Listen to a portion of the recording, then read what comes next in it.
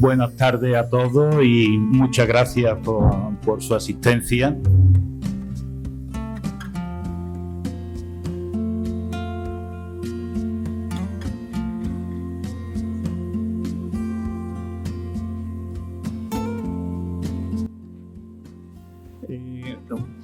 Quiero dar las gracias también, bueno, ya se ha mencionado, quiero dar las gracias expresamente también a los ponentes por la amabilidad y la deferencia que han tenido de participar en este breve ciclo de conferencias, y a don Juan Gil, Carlos Martínez Chao, Carmen Manso, Chema Moreno, Joaquín Gaspar, que por la gran disponibilidad que han tenido y que verdaderamente constituyen el núcleo de estas dos breves sesiones. Yo, como pequeño prólogo, voy a hacer una presentación breve de la carpeta que le han entregado, un poco por dar una idea de cómo se ha concebido y en qué consiste, si me lo permiten, y que espero que sea una carpeta que despierte su interés y que sea de su agrado. Esta carpeta ha sido patrocinada por el Instituto de Estadística, promovida por el Instituto de Estadística y Cartografía de Andalucía, de la Consejería de Economía, Conocimiento, Empresa y Universidad de la Junta de Andalucía, a cuyos integrantes también quiero dar las gracias por haberme permitido participar en este proyecto que considero tan atractivo. Con esta aportación editorial esperamos estos organismos, como se ha indicado, se suman a la conmemoración del 5º centenario y entrando directamente en el campo de actuación de estas instituciones. Pues toca un tema como es la cartografía, que es crucial para ello. Y la cartografía es también un elemento sustancial del 5º centenario, por cuanto, en primer lugar, si ya desde el siglo XIII las cartas de marear eran una herramienta habitual para el uso de la navegación, sobre todo en el ámbito mediterráneo, a partir del siglo XV, con la navegación oceánica, se convierten en una herramienta, un instrumento ya indispensable, imprescindible para guiar las singladuras.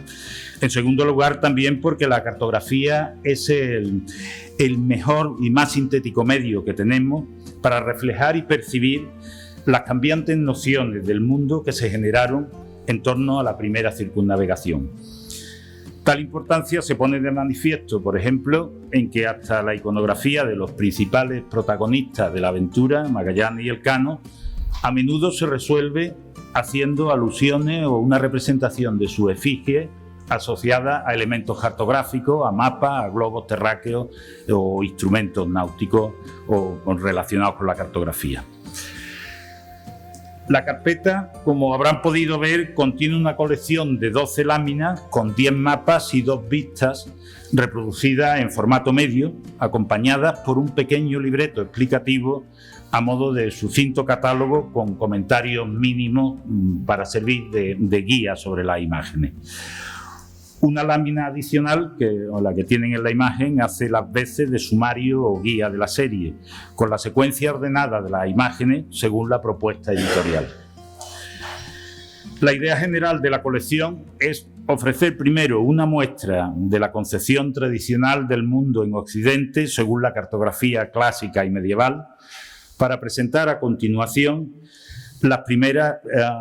la paulatina ampliación y perfeccionamiento de la imagen del mundo a raíz de las primeras exploraciones de la era de los descubrimientos,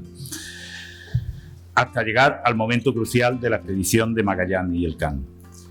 Siguen luego varios ejemplos de la nueva representación del orbe surgida gracias a la primera circunnavegación, concluyendo la serie con mapas en los que se recoge la ruta de la primera vuelta al mundo y sendas vistas de las dos ciudades andaluzas, Sanlúcar de Barrameda y Sevilla, que fueron los puertos de salida y llegada de la singladura. En el primer tramo se emparejan dos obras que reflejan la restringida noción geográfica del mundo conocido hasta la Baja Edad Media desde dos ángulos distintos. Por un lado, un mapa mundi, el que tienen en la imagen, Un mapamundi en la tradición del geógrafo Claudio Ptolomeo, de una edición impresa de 1482, que es ejemplo de la cartografía matemática y erudita heredera del saber de la antigüedad. Por otro lado, el llamado Atlas Catalán o de Cresques de 1375 compone un mapamundi de extensión similar, parecida, pero esta vez según las técnicas de la nueva cartografía empírica de las cartas portulanas desarrolladas en el ámbito mediterráneo desde el siglo XIII.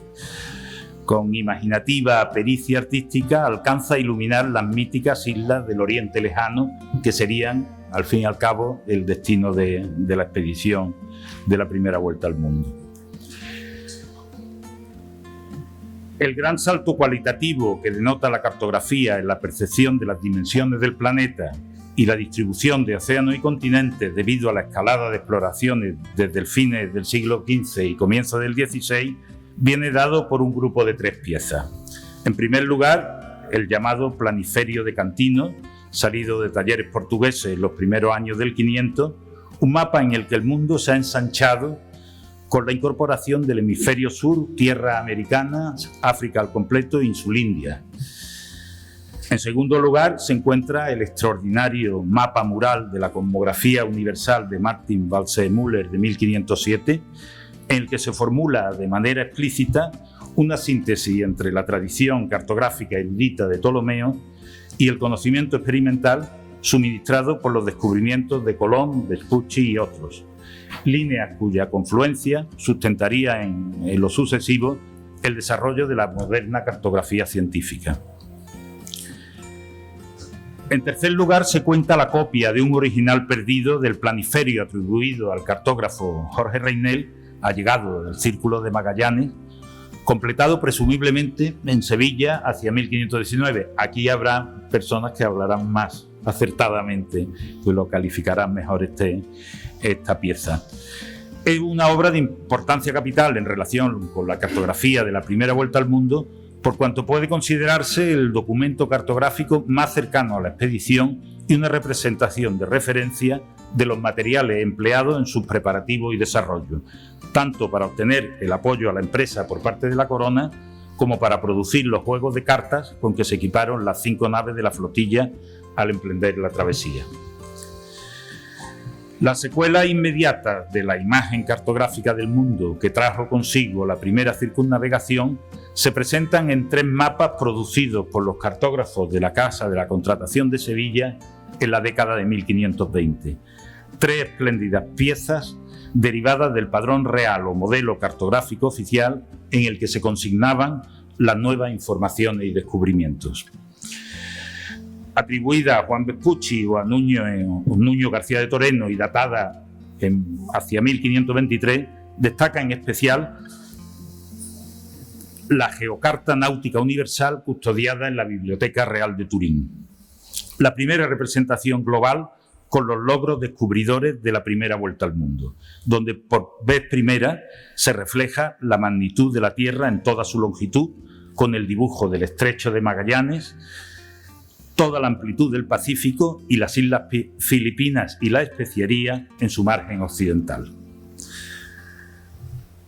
Otro hito cartográfico igualmente significativo es el llamado Planiferio de Castiglioni, la Carta Universal de 1525 atribuida a Diego Rivero, de intenciones representativas, de cuidado y vistoso trazado, en el que se insertan además como motivos ornamentales diversos instrumentos náuticos de la época. El breve muestrario de secuelas cartográficas inmediatas de la primera vuelta al mundo,